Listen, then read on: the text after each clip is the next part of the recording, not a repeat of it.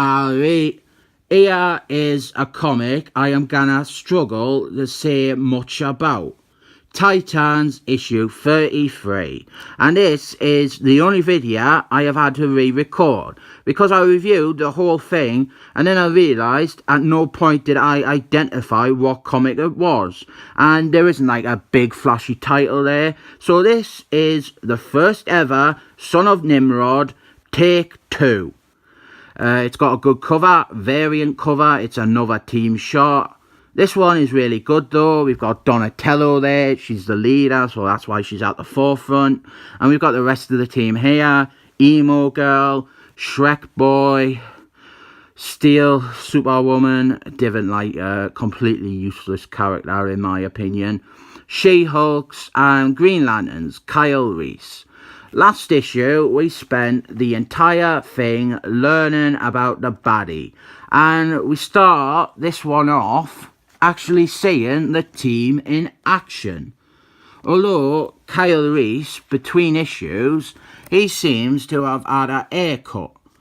The story is they are in a made-up fairyland, and it's obviously reminiscent of Fellowship Ringlords. They even mentioned that later on. And this was set up in an earlier issue that I didn't read. And you would think, after spending a whole issue dwelling on the generic Mother Blood villain, you wouldn't spend 2, 3, 4, 5 pages focusing on the villains again. But you do, and there's a few more later on actually.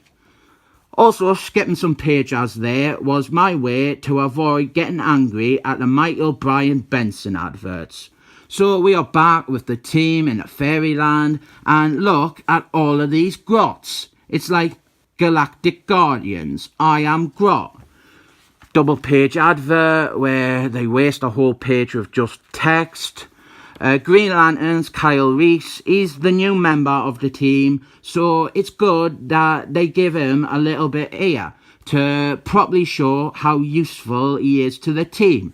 He defeats all the grots with his ring.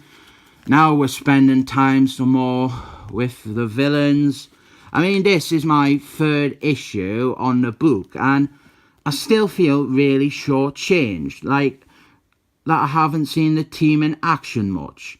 Admittedly, a whole issue about a villain didn't help, but the other 2 issues, this one and the first one I got, the first one was entirely downtime, and that was probably the best one because it at least had all the characters in it. They were all doing stuff. You got a little sense of who they were. Here, they aren't really doing all that much specific. They are just running in and fighting random things with no real big pieces or individual moments. Just the Kyle Reese one with the grots. And here we have got a double splash page. And I consider this waste of pages. Like, you have got 2 pages here. You could be doing so much more with them. You could have, like, characters doing stuff. You could have little moments. You could show their personalities. And another double advert. This one though, we've got a nice shot of She-Hulks there. Hashtag make She-Hulks She-Parts She-Hulks hot again, or something like that. And the twist at the end is embarrassing. Well, not really. It's Emo Girl's soul is the baddie. They went to go and find her soul, and it turns out her soul is the baddie. Which kind of makes the issue we spent focusing on Mother Blood seem even more pointless if Emo Girl's soul's a baddie. But I have got the variant cover, so it's not that bad for me. But on the main cover, I think it gives this twist away. I am kinda at a crossroads with this book. Issue 31, my first one, it was the best one. Issue 32, I didn't care for.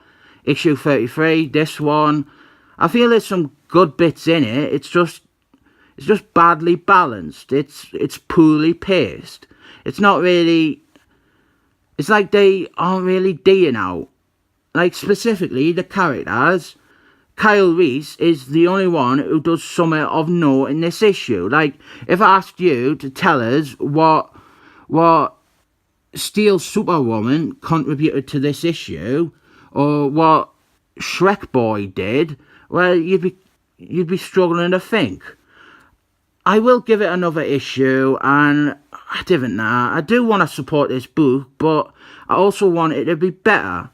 I want it to be really good. I like the idea of this book. Classic characters on a team together, written by a good writer. I want it to be as good as this cover here. This is a really good cover.